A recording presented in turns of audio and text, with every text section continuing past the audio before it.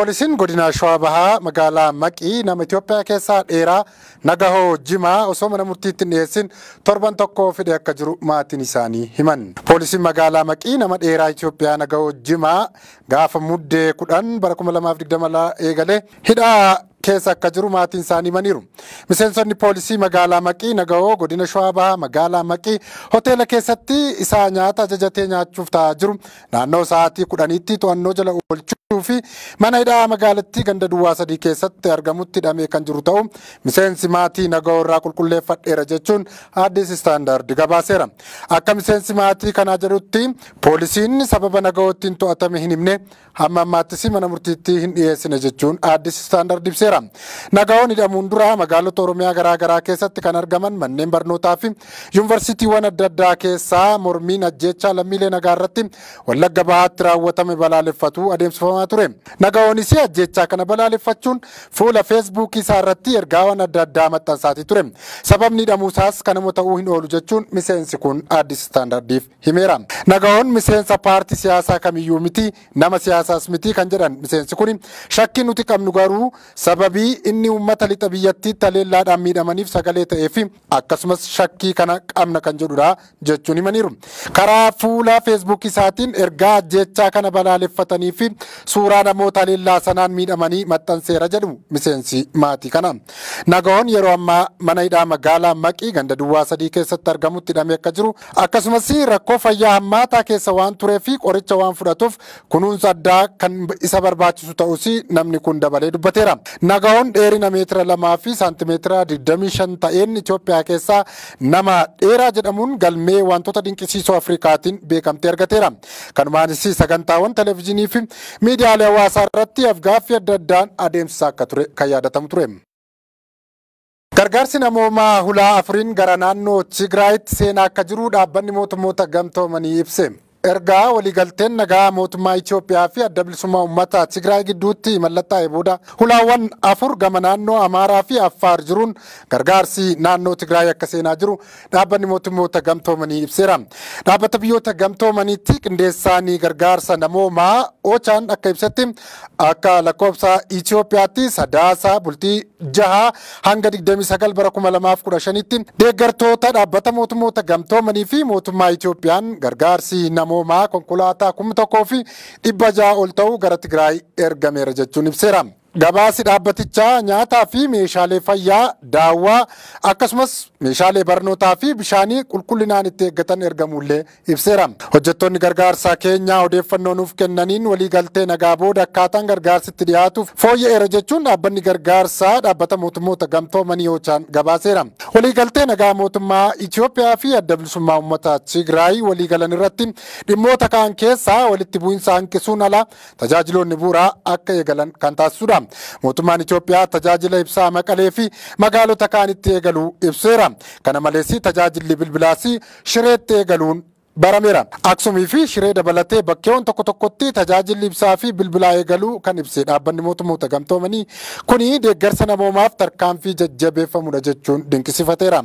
Kana malees uummataaf tajaajiloota bu'uuraa deebisuun walqabatee wantoonni fooyyee qaban mul'achuu akka qabanis himeera.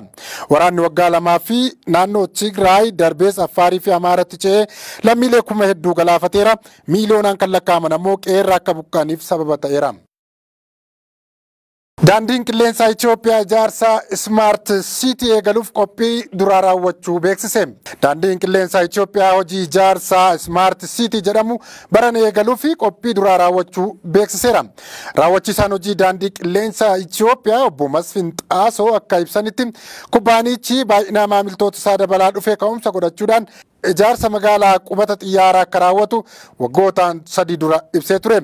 Ijaarsichi naannoo Oromiyaa bakka magaalaa Bishooftuurraa fageenya dhiyootti argamutti kan adeemsifamu ta'uu eeruun piroojeektichi hoteelota ammayyaa'oo wiirtuu loojistikii kaargoo bakka gabaa fi kan kana fakkaatan kan of keessatti qabate ta'uu eeranii piroojeektichi sababoota garaagaraatiin osoo hin eegalamin turuu kaasaniiru.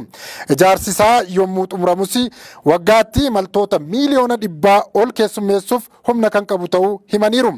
Ijaarsichi eegaluuf dhaabbata Faransaayii waliin qorannoo adeemsisee xumuruusaas himaniiru. Aangawaan kun daandiin qilleensichaa hojii ijaarsa eegalchiisuufis mootummaa naannoo Oromiyaa wajjin dhiyeenyatti hojjechaa jiraachuu ibsuun yeroo itti aanuttis kubbaaniyaawwan hojii ijaarsaa hojjetaniif caalbaasiin kan ba'u ta'uu fi bara baajataa qabame sanattis hojiiwwan qophii hunda xumuruun gara hojiitti akka seenamu ibsaniiru. Akka ibsa obbo Masfanitti piroojeektichi waliigala baasii doolaara biiliyoona 5 kan hojjetamu ta'uu waggaa 5 keessatti ijaarame kan xumuramu ta'uu fi akkaataa barbaachisaa ta'eenis boqonnaa lamaan hiramee hojjetamu akka danda'u himaniiru. Smart Cityin haaraa ijaaramu kun paarkii industirii Adaamaa fi buufata meeshaa gogaa Moojootti dhiyoo ta'uu isaatiin wirtuu loojistikii guddaa ta'uun akka tajaajilus obbo Masfin himaniiru. Oduma biraatiin ammoo daandiin qilleensichaa badhaasa daandii qilleensaa filatamaa Afrikaa bara 2022 ta'uun mo'ateera. Badhaasichas barruuleen Global Travelers sagalee imaltootaa dubbistoota irraa walitti qabuun kan kenne ta'uun barameera. Global Travels sagantaa injifattoota badhaasa waggaa imaltoota 19ffaa gaggeesseera. Bu'uuruma kanaan daandiin qilleensa Itoophiyaa Royal Air Maarkii fi daandiin qilleensaa Keeniyaa Afrikaa irraa daandiiwwan qilleensaa filatamoo ta'uun filatamaniiru. Baqattoonni Itoophiyaa Saawud Arabiyaatti haala rakkisaa keessatti hidhaman dirqiin gara biyyaatti deebifamaa jiraachuu jaarmiyaan mirga namaaf falmu Amnesty Internationalin ibse. Baqattoonni Itoophiyaa biyya Saawud Arabiyaa keessatti haala suukanneessaa ta'ee fi garaa jabinaan yeroo dheeraaf hidhamanii erga tursiifamanii booda humnaan gara biyyaa deebifamaa akka jiran gabaasni haaraan dhaabbata mirgoota namaaf falmu Amnesty Internationalin baase akeekeera. Baqattoonni kunneen sababa hayyama jireenyaa hin qabneef qofa qabamanii gidirfamuu kan ibse gabaasichi haalli isaan keessa jiran sababa sirna kafaalaa jedhamuun haammateera jechuun himeera. Amnesty International aangawoonni Saawudii waa'ee yoo xiqqaate namoota 10 keessatti du'anii akkasumas dararaa reebicha hidhamtoota bara 2021 hanga 2022 jidduutti raawwatame akka qoratan gaafateera.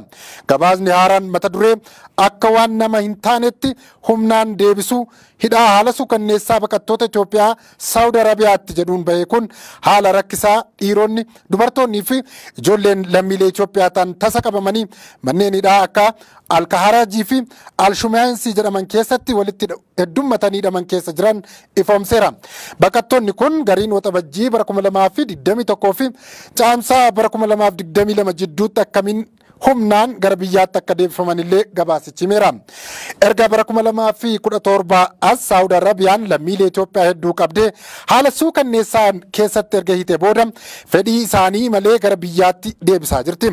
Kana keessatti baqattoonni hedduun miidhaa qaamaa fi xiinsammuun yeroo dheeraaf turuu malu jechuun gabaasni beekuun ni mul'isa. Yeroo ammaa kana baqattoonni Itoophiyaa 30,000 ol haala suukanneessaa wal fakkaataa keessatti hidhamanii jiru. Namni tokko hayyama jireenyaa waan hin qabneef mirgoonni namoomaa isaarraa mulqamuu hin qaban jedhan Hibaa Moreef Daayirektarri Jiddugaleessa Bahaa fi Baha Afrikaa Amnesty Internationalin. Saawud Arabiyaa keessatti baqattoonni hojii irratti bobba'an miiliyoona 10 akka jiran tilmaamama. Amnestiin darara baqattoota Itoophiyaan hin galmaa'in jiran yookaan hayyama hin qabne irra ga'e irratti fuulleffachuu filateera. Bitootessa bara 2022 mootummaa Itoophiyaa fi aangawoonni Saawudii dhuma bara 2022tti dhiirota dubartootaa fi ijoollee baqattootaa ta'an 100,000 ol ta'an gara Itoophiyaatti deebisuuf karoora qabachuun isaanii kan yaadatamu ture. Miseensonni paarlaamaa Senegaal dubartii ulfaa rukuttan jedhaman to'annaa jala ooluun dhaga'ame. Miseensonni paarlaamaa Senegaal 2 waldhabdee paarlaamaa biyyattii keessatti mudateen dubartii ulfaa rukuttan jedhamanii to'annoo jala oolfamaniiru. Dubartiin ulfaa isaan rukutan jedhamanii hidhaman kun akkuma isaanii miseensa paarlaamaa biyyattiiti. Namoonni lamaan to'annoo seeraa jala oolfaman kunneen paartii mormituu bakka bu'uun kanneen paarlaamaa seenanidha. Taateen kun kan raawwate jalqaba ji'a muddee kana keessa yoo ta'u paarlaamaa Senegaal waldhabdee miseensota paarlaamaa gidduutti uumameeni.